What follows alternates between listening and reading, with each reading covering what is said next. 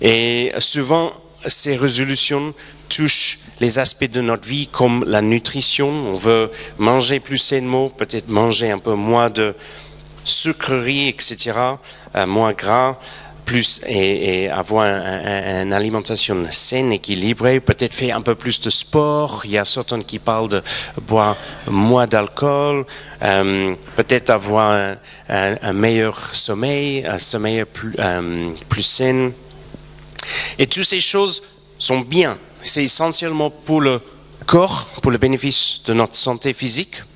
Et ça a un impact sur nos émotions. Donc, toutes ces choses sont bien. Mais ce que je voudrais vous proposer ce matin, c'est quand nous accueillons, au-delà de ces bonnes résolutions, ces bonnes décisions, qui sont tout à fait louables, quand nous accueillons dans nos vies le règne de Dieu, c'est-à-dire que Jésus n'est pas seulement sauveur, mais il est aussi Seigneur dans notre vie. Nous recevons la volonté de Dieu dans notre vie. Il y a des choses qui commencent à se passer dans notre vie qui vont au-delà d'une bonne nutrition, le sport et le sommeil, etc., etc. Et Dieu commence à toucher des aspects de notre vie bien plus profonds, qui peuvent avoir un impact sur notre nutrition, etc., etc., mais ça va au-delà de simplement notre corps ou notre chair ou nos émotions, mais encore plus profond, dans notre être intérieur, parce que ça nous touche dans une dimension spirituelle. Ces textes que j'ai lus au début de notre culte, c'est pourquoi, 2 Corinthiens 4,16, c'est pourquoi nous ne perdons pas courage. Et lors même que notre homme extérieur se détruit, notre homme intérieur se renouvelle de jour en jour. Ça, c'est une dimension spirituelle. Quand l'homme intérieur se renouvelle, malgré que le corps extérieur se détruit. Ou quand Paul parle qu'il dit qu'on est un vase d'argile. Ce corps est fragile, mais qui contient un trésor, un vase d'argile qui n'est pas très cher, mais à l'intérieur qui a un trésor. Ça parle des choses beaucoup plus profondes. C'est une dimension spirituelle. Ou Paul qui écrit à Timothée, en 1 Timothée 4:8, il parle de l'exercice physique. Entraîne-toi plutôt à rester attaché à Dieu. Dans le Louis II, c'est exerce-toi à la piété. Le semeur, entraîne-toi à rester attaché à Dieu. J'aime ça. L'exercice physique a son utilité. L'exercice physique, il a son utilité. Il est bon, il est important. Il a son utilité, certes. Mais ceci est limité. L'attachement à Dieu, lui, est utile à tout, puisqu'il possède la promesse de la vie pour le présent et pour l'avenir. Et ce matin, au lieu de parler de résolution, ou même en tant que chrétien, nous pouvons prendre des bonnes résolutions. Je voudrais l'encouragement que je voudrais essayer de vous communiquer à travers ce message, c'est de mettre en place un certain nombre de priorités dans votre vie et après on verra ce que Dieu veut faire. On verra ce que Dieu veut accomplir. Et je pense, quand on dit à Dieu, Seigneur, ma vie t'appartient, fais ce que tu veux faire, Dieu va nous prendre au sérieux. Si on le dit de façon sérieuse, il va nous prendre au sérieux et il va commencer à œuvrer dans nos vies. Il va commencer à te parler, à te montrer les choses, à te révéler les choses et il va faire des choses incroyables dans nos vies. Mini témoignage. Début de cette année, je ne sais plus quand exactement, mais à peu près début de cette année, je me suis réveillé très tôt, juste comme ça, je me suis réveillé et j'ai senti un cri qui est monté du fond de mon cœur vers Dieu et ma prière, ma cri à Dieu était Dieu, je veux, et pas dans le sens je veux à moi, c'est dans le sens mon désir, le désir du fond de mon cœur, c'est je veux que ma vie compte pour toi. Et ça peut sembler bizarre quand on est pasteur à plein temps dans une église, dire mais tu veux que ma vie compte pour toi, mais qu'est-ce qui manque? Vous savez, on peut tous rentrer dans une forme de routine. On peut tous rentrer dans une forme de train-train, même en tant que chrétien. On peut être dans une habitude de venir au culte, être dans une habitude d'aller dans une réunion de groupe de maison, et même en tant que conducteur de louange, on peut être dans une habitude d'animer la louange sans que le cœur est tout à fait là. C'est possible. Ça, on peut rentrer dans un... Et c'est comme si on a besoin de revenir à l'essentiel. Et c'était le cri de mon cœur. C'était, Seigneur, c'est pas juste un ministère ou un appel, une vocation qui est important pour moi. Mais je voudrais que ma vie compte pour toi, que tu m'utilises à travers ma vie. Des vies autour de moi soient touchées, impactées par toi. Quelque part, ce que je voulais aussi, c'est un peu de façon de télécharger une nouvelle onction de Dieu, que j'allais recevoir de Dieu une onction un peu comme Élisée, quand il a reçu cette double onction, quand il a vu Élie monter, quand Dieu l'a pris, et il prenait le manteau d'Élie, dit, je recevoir quelque chose, et après Dieu il va agir, il va faire des choses. Et c'était pas du tout ça. À partir de ce moment-là, j'ai commencé à sentir dans mes cultes personnels, j'ai commencé à sentir le Seigneur me parler, et il a commencé à mettre son doigt sur des choses dans ma vie. Et j'ai lu un texte en Ésaïe 45, verset 18, je vais le lire rapidement pour vous.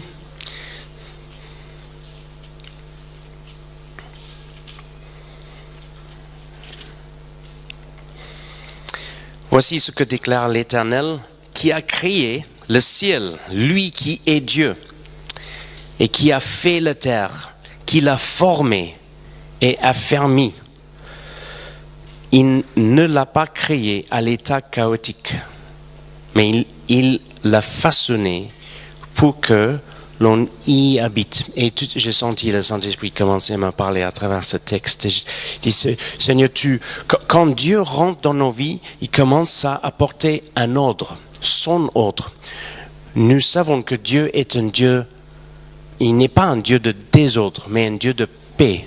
C'est ce que Paul écrit en Corinthiens. Dieu n'est pas un Dieu de désordre, mais un Dieu de paix. Et quand le royaume de Dieu rentre dans notre vie, et on commence on accepte l'autorité de Dieu dans nos vies, on est soumis à son autorité, il commence à porter un ordre dans notre vie. Et une des domaines où c'est très important, c'est dans nos pensées, dans notre façon de réfléchir, notre façon de comprendre les choses, les événements autour de nous et dans nos relations avec ceux autour de nous. Il y a un ordre de Dieu qui commence à rentrer dans notre vie. Et que de la même façon que Dieu n'a pas créé la terre de façon chaotique, mais il y a un ordre très très très précis. Vous savez, même dans l'oxygène, nous respirons. S'il y a un petit peu plus d'oxygène, il y aura les feux qui s'éclatent un peu partout parce qu'il y a trop d'oxygène. Le mélange, la température, si on est trop près du soleil, trop chaud, trop loin du soleil, trop froid. Notre terre est tellement finement réglée par Dieu pour permettre la vie, pour qu'on y habite. Dieu, je vous propose, ou en tout cas moi j'ai senti que Dieu voulait dire, Tim, je veux habiter pleinement en toi et je voudrais apporter un ordre dans ta vie. Et j'ai réalisé dans certains aspects de ma vie, il y avait un désordre. Dans certaines façons de mes pensées, dans mes émotions, il y avait des choses que Dieu voulait guérir et changer. Dans ma nutrition, il y avait des excès. Dans ma gestion de mon temps, il y avait un manque de discipline, il y avait et j'ai juste senti le Saint-Esprit commence à mettre ses doigts dans ma vie. Et au lieu de dire, OK, nouvelle résolution, je vais faire ça et ça, je vais changer ça, c'était plutôt que ton règne vienne dans ma vie.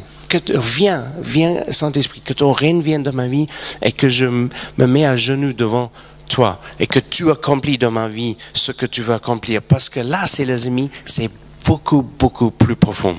Ça touche l'être intérieur. C'est au-delà du corps, c'est au-delà des émotions ou l'intellect, c'est une dimension spirituelle. Et voilà. Donc, ça c'est un petit peu l'introduction de mon message ce matin. Et avant d'aller plus loin, je voudrais vous parler donc de mon encouragement pour nous en 2020, c'est que nous mettons en place des bonnes priorités. Certains parlent des disciplines spirituelles, à travers laquelle, et ces disciplines spirituelles n'est pas le but en soi, mais à travers laquelle Dieu peut nous parler. Dieu peut nous inspirer, Dieu peut nous apporter par l'Esprit révélation, et il peut faire dans nos vies ce qu'il veut. Et qu'on dit, voilà Seigneur, ma vie t'appartient, fais dans ma vie ce que tu veux. Et en tout cas, depuis ce moment de prière où j'ai crié à Dieu, Seigneur, je voudrais que ma vie compte pour toi, j'ai senti qu'il fallait que je passe plus de temps dans la prière, temps dans le jeûne, temps dans sa présence, plus de temps dans sa parole, etc. Et le Seigneur a commencé à utiliser ces moments pour me parler et faire des changements en nous, ou en tout cas en moi. Alors, je voudrais vous donner une image que moi j'ai trouvée très utile. C'est pas mon idée, c'est quelqu'un qui a parlé il parlait des priorités dans la vie, et ils ont utilisé un exemple d'une espèce de bocal dans lequel vous avez peut-être vu ça déjà.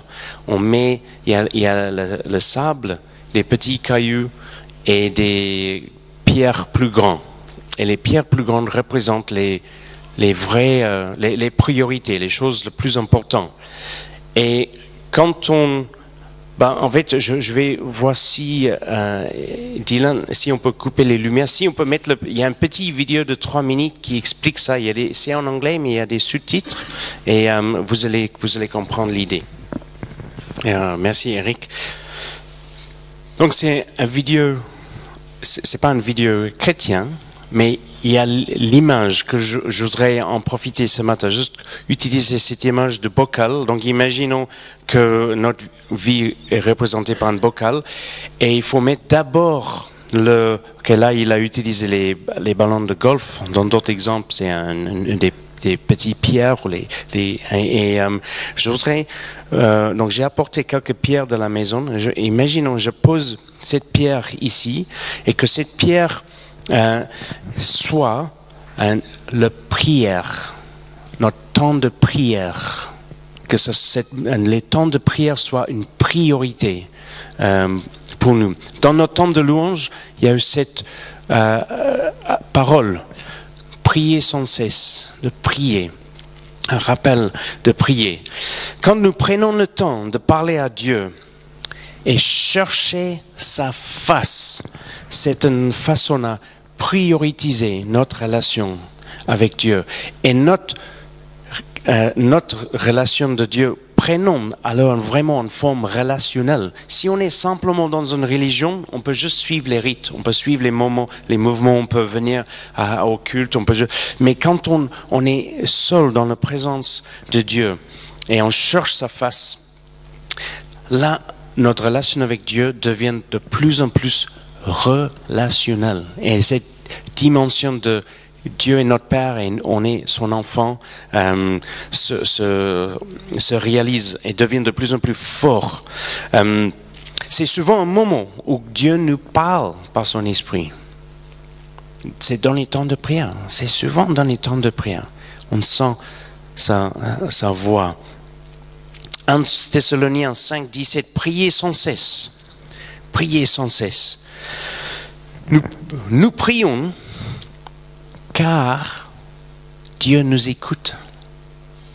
Ça fait pendant des milliers d'années, des hommes se sont prosternés devant une idole taillée par un homme qui devait être dépoussiéré, porté pour le déplacer par les hommes qui ne peuvent pas entendre, qui ne peuvent pas s'exprimer.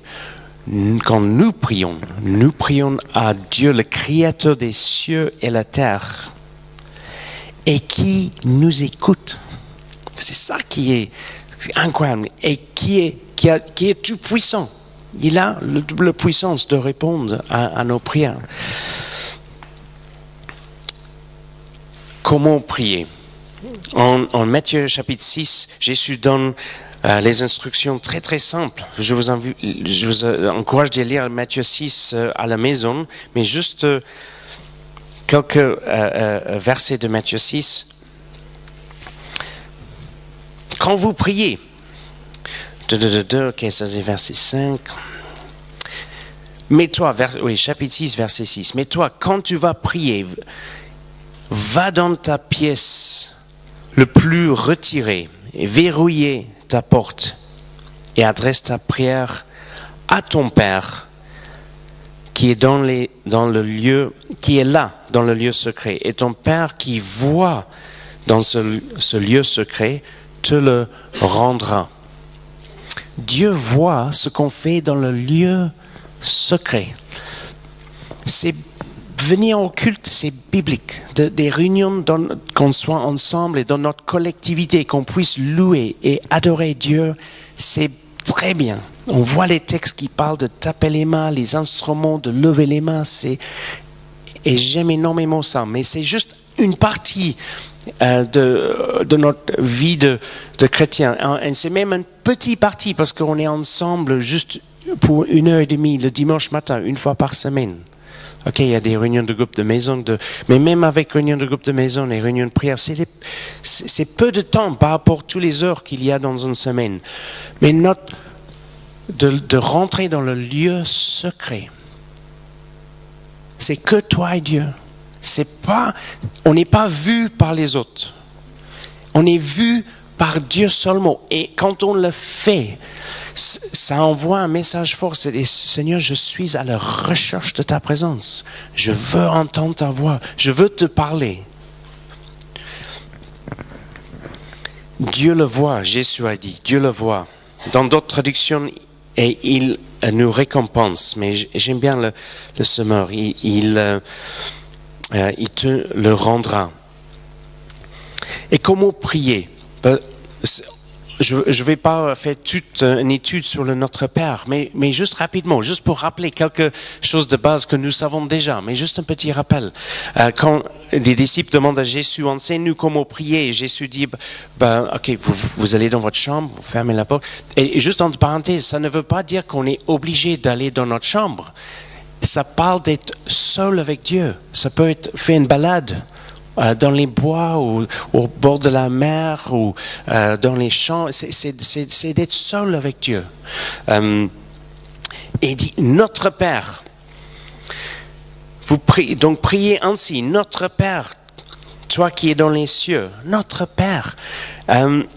Nous avons l'habitude, ou je ne sais pas pour vous, moi, souvent, quand je suis un peu pressé, j'ai pas beaucoup de temps, il faut que peut-être j'amène les enfants à l'école où il y a des choses à faire.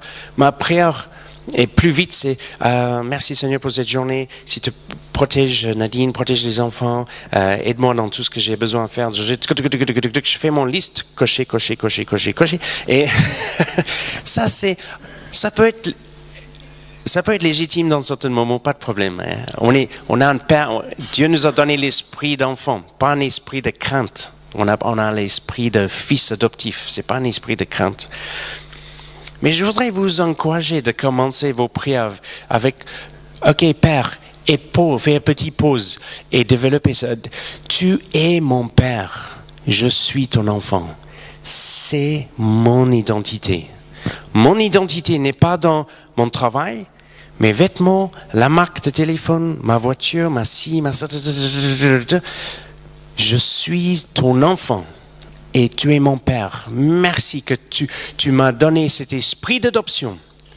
Je peux rentrer dans ta présence. Tu me reçois dans tes bras. Alléluia. Et juste se rappeler de ces vérités. Là, qu'est-ce que ça veut dire que Dieu soit notre Père? Il y a plein de choses encore. On peut dire juste cet aspect, que Dieu est notre Père. Et deuxième mot, que ton nom soit sanctifié. Dans le Semeur, c'est traduit que tu sois reconnu pour Dieu. Et encore, ok, avant de faire une requête, dire que ton nom soit sanctifié. Ça parle aussi de notre adoration. Que tu sois reconnu pour Dieu. Oui, Père, il y a des choses qui me tracassent, il y a des choses qui m'inquiètent, il y a des sujets pour lesquels je veux prier, mais ça fait du bien de se rappeler que tu es Dieu. C'est toi le créateur de cet univers. Tu es souverain. Tu es toujours sur ton trône. Tu es Dieu. C'est à toi, mon Père, qui est Dieu, que je m'adresse. Alors je veux t'adorer. Je voudrais te remercier pour tous tes bienfaits. Merci pour tes bénédictions. Merci que tu m'écoutes. Merci que j'ai ce libre accès dans ta présence.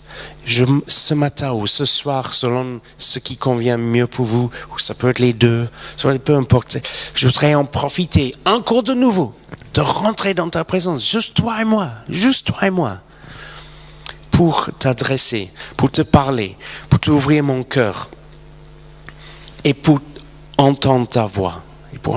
Et il y a encore plein de choses, on peut dire déjà sur cet aspect. Que ton règne vienne, que ta volonté soit faite. Waouh! Donc avant que je parle de ce que moi je veux, je mets déjà ça en place. Que ton règne vienne, que ta volonté soit faite. Alors avant d'aller plus loin, Dieu, je me rappelle qu'il s'agit de ta volonté et ton règne et pas ma volonté. Ta volonté dans ma vie. Aide-moi, c'est pas toujours évident. C'est pas toujours évident. J'ai des choses, des fois, je veux faire ce que je veux. Des fois, le chair prend aide-moi, s'il te plaît, que ton règne vienne dans ma vie. Et on peut passer un peu de temps dans la prière sur ce sujet-là. Donne-nous aujourd'hui notre pain quotidien. Et voilà, après avoir prié ces trois choses d'abord, Père, notre identité, que ton nom soit sanctifié, adoration, que ton règne vienne, ta volonté soit faite. Et c'est seulement après on commence à parler de les choses que nous avons besoin, notre pain quotidien, etc., ou d'autres requêtes. Cinquième chose, pardonne-nous. Pardonne-nous comme nous pardonnons les autres. Et ainsi de suite. Ça mérite toute une étude, on peut passer toute une journée sur le Notre Père. C'est juste un petit rappel, d'accord, que en 2020, cette première pierre que nous mettons dans le vase un peu de notre vie, de façon juste simplement symbolique, que ce soit la prière, temps dans la présence de Dieu. La deuxième pierre, symbolise le temps de jeûne. On parle de jeûne et prière. Ce matin, je ne voudrais pas en parler, la jeûne, parce que je voudrais en parler bientôt, peut-être dimanche prochain ou dans 2 semaines, je ne sais pas, mais j'ai à cœur à parler sur le jeûne. Et donc, je vais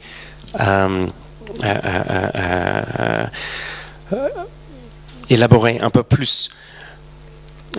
Mais simplement dire la chose suivante. Quand Jésus a jeûné, et le diable est venu tenter Jésus a cité Deutéronome, je crois que c'est Deutéronome 8, l'homme ne vivra pas le pain seulement, mais chaque mot qui sort de la bouche de Dieu.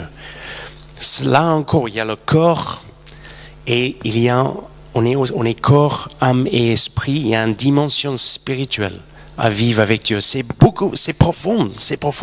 Et quand on donne un accès libre à Dieu dans cette dimension spirituelle, ce que je voudrais vous soumettre, que ça a un impact sur nos émotions et ça peut avoir ensuite un impact sur le corps.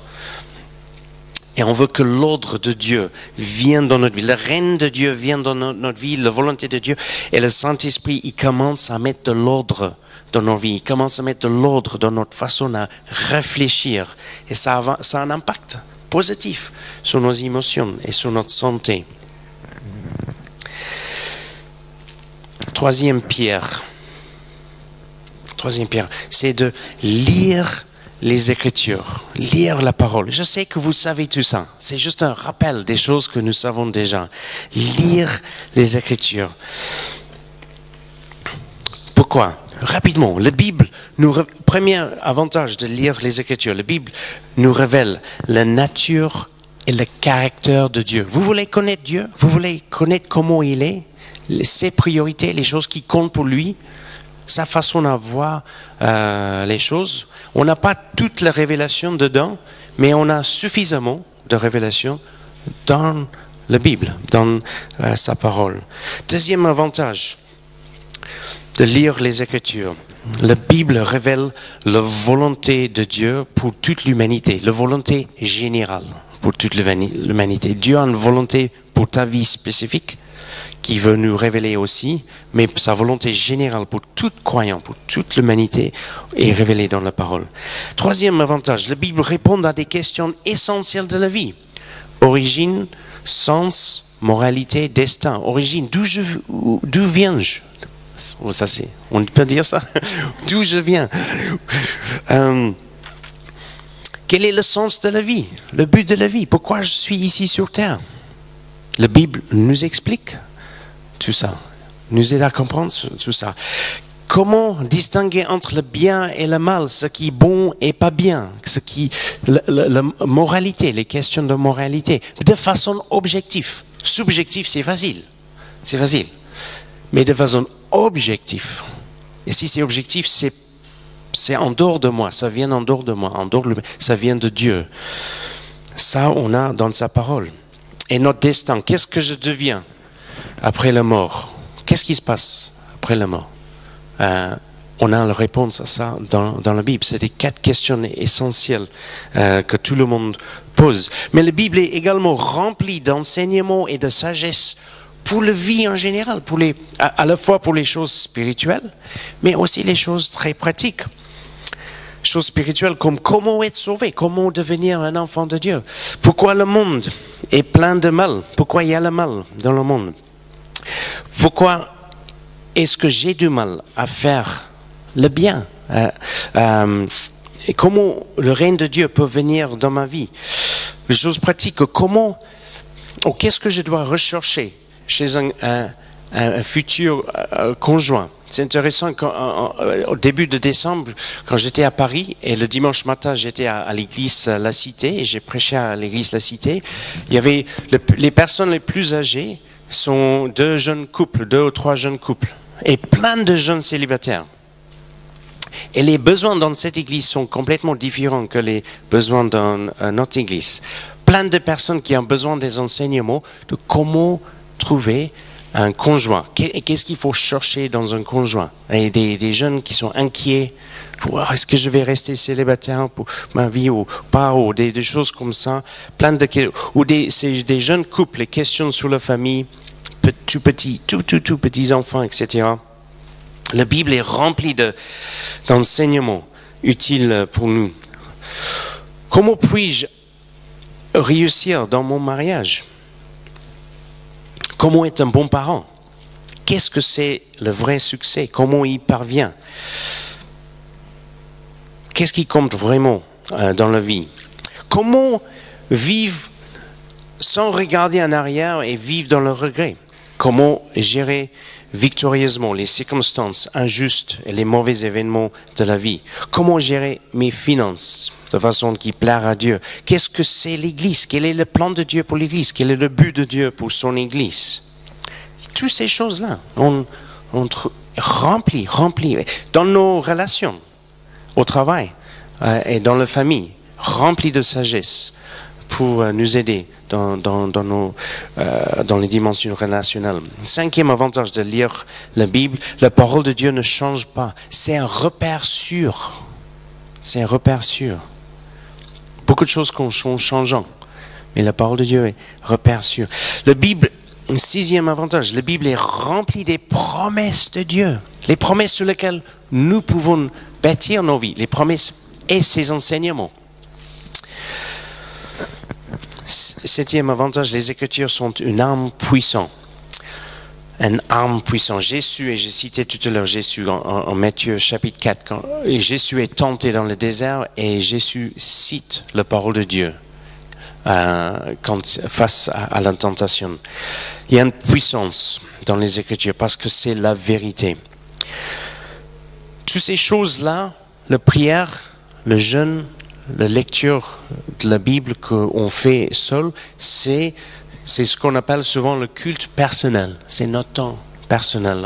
En anglais, on dit quiet time, mais ça n'a pas besoin, je ne sais pas où on peut faire du bruit, on peut louer le Seigneur, mais j'aime bien l'expression, c'est un temps calme dans la présence de Dieu, où il y a tellement de bruit autour de nous, tellement de bruit, notre téléphone. Mettez le téléphone sur mode avion, au silencieux, pour ne pas être interrompu. Et quand je parle quand je vois un ami, qu'on prend un café ensemble, moi j'apprécie énormément quand il met son téléphone sous silencieux. Ça envoie un message qui veut privilégier ce moment de communion avec moi. Et donc, quand je prends un café avec quelqu'un, on va dans un restaurant, je mets mon téléphone sous silencieux et pour 1 heure ou 1 heure et demie, on n'est pas interrompu. Donc, pour ce temps avec le Seigneur, on dit, Seigneur, c'est toi et moi. Ces choses-là, c'est entre toi et Dieu. Et la 4e pierre, c'est nos rassemblements dans notre communauté, dans notre collectivité en tant qu'enfant de Dieu. Hébreux 10, verset 25, qu'on connaît bien. N'abandonnons pas notre assemblée, comme c'est le coutume de quelques-uns. Et en grandissant dans l'église, j'ai entendu souvent, quand il y avait un peu une baisse, il y avait un peu moins de gens qui venaient au culte. Des fois, il y avait un des anciens dans l'église. J'ai grandi dans le milieu pentecôtiste. Et j'aime bien les pentecôtistes. Merci Seigneur pour les pentecôtistes. Pour la vidéo, hein? Eric. Et souvent, il y avait un ancien qui reprenait l'église un peu avec ces textes. Un peu de petits fessés. N'abandonnons pas, dit la parole, notre assemblée, comme c'est le coutume de quelques-uns. Sauf qu'ils n'ont pas dit la deuxième partie du texte. La deuxième partie est essentielle. C'est le pourquoi. Mais exhortons-nous réciproquement. Exhortons-nous réciproquement, et cela d'autant plus que vous voyez s'approcher le jour. Je suis encouragé par vous quand j'entends vos prières. Quand nous chantons ensemble, quand j'entends vos messages, quand j'entends vos témoignages, je suis encouragé, je suis exhorté. On n'est pas appelé à vivre notre foi tout seul. Nous avons besoin d'être dans une communauté. C'est comme l'image de la braise qui est sortie du feu et il se refroidit beaucoup plus rapidement que s'il reste avec les autres braises. Mais ça veut dire il y a le risque que de temps en temps, il y a un moment de frottement, il y a un moment où on est offensé, on est déçu, on est blessé. C'est ça la vie de communauté, c'est comme une famille. Et on apprend à se pardonner, on apprend à s'aimer, on apprend à passer outre. C'est des leçons de la vie. C'est à travers l'Église, le Seigneur fait un travail de sanctification dans nos vies. Nos temps de prière ensemble, adoration, la table du Seigneur, les enseignements, le service, le ministère auprès des enfants, l'hospitalité, que ce soit l'hospitalité laquelle à l'église ou chez soi, à la maison, l'entraide, tout ça se manifeste à travers l'église. Et également dans les groupes de maison, les réunions de prière. En Actes chapitre 2, verset 46, ils étaient chaque jour tous ensemble, assidus au temple, ils rompaient le pain dans les maisons. Même chose en Actes chapitre 5, verset 42. Et chaque jour, dans le temple et dans les maisons, ils ne cessaient d'enseigner et d'annoncer la bonne nouvelle de Jésus. Dieu utilise les lieux comme ça, mais il utilise aussi nos maisons. Et si à cause de votre travail, où vous habitez, c'est compliqué de venir à la réunion de prière, c'est compliqué d'assister à une réunion de groupe de maison. Vous êtes libre d'organiser une petite réunion vous-même à la main. Vous pouvez inviter 2-3 personnes qui viennent prendre un café croissant chez vous, ou un thé ou un café, organiser une réunion de temps de prière. Ah, j'avais à cœur, est-ce que vous voulez venir? On va juste un temps de prier. On peut prier les uns pour les autres. Pourquoi pas? Même si ça n'a pas fort besoin d'être régulier ou fixe, un jour et un temps fixe, mais on peut faire ces choses. Utilise nos maisons. Pour conclure, maintenant pour conclure, le but en soi, ce n'est pas simplement de mettre en place bien qu'on les met en place, ces priorités en 2020, mais ce n'est pas le but en soi. Le but en soi, c'est à travers le temps de prière, à travers le jeûne, à travers la lecture de la parole de Dieu, la compréhension de la volonté de Dieu à travers sa parole, à travers nos rassemblements ensemble, que nous soyons transformés par Dieu pour lui ressembler. C'est ça le but. Juste pour prier, prier c'est très bien. Juste jeûner pour jeûner, lire la Bible pour lire, aller au culte, aux réunions de maison, juste pour le faire. C'est un moyen. C'est un moyen. On veut. C'est des disciplines spirituelles, des choses que Dieu nous révèle par sa sagesse dans sa parole, pour que nous soyons transformés pour ressembler à Jésus. Paul a écrit en 2 Corinthiens 3, 18, « Nous sommes transformés pour devenir semblables au Seigneur. » Nous sommes transformés pour devenir semblables au Seigneur. Et cette transformation n'est pas une transformation de notre personnalité. Il y a des chrétiens très, comment dit-on, expansifs. Il y a des chrétiens très calmes. C'est Muriel et Claudie n'ont pas du tout le même tempérament. Hein? Mais Dieu nous transforme, nous tous, plus dans notre caractère. C'est pas tellement de notre personnalité, c'est Dieu nous donne notre personnalité. Et il est très à l'aise avec la diversité, apparemment, parce que regardons-nous, on est très divers. Mais c'est dans notre caractère et dans nos valeurs, les choses que nous croyons comme vraies. Et c'est pour cette raison. Vous pouvez visiter une église dans un autre pays, et même si la culture est différente, l'expression de louange est différente, la façon que le culte est vécu est différente, et peut-être dans certains contextes c'est un petit peu plus réservé, dans d'autres contextes c'est un peu plus expansif, mais on trouve les hommes et les femmes comme nous qui sont en train d'être transformés par le Saint-Esprit pour ressembler à Jésus. Et on trouve énormément de choses en commun avec ces chrétiens dans le monde entier, parce que nous avons le même Dieu, le même esprit, la même parole. Alors, en 2020, mettons d'abord ces grandes pierres en place, ces priorités, et permettre que Dieu, par son esprit, il amène son ordre dans nos vies, que son règne vient, sa volonté vient dans nos vies, et on verra.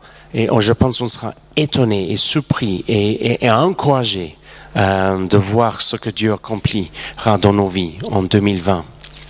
Amen. Amen. Je vous invite à vous lever. Je vais inviter l'équipe de louange de s'approcher pour clôturer notre culte avec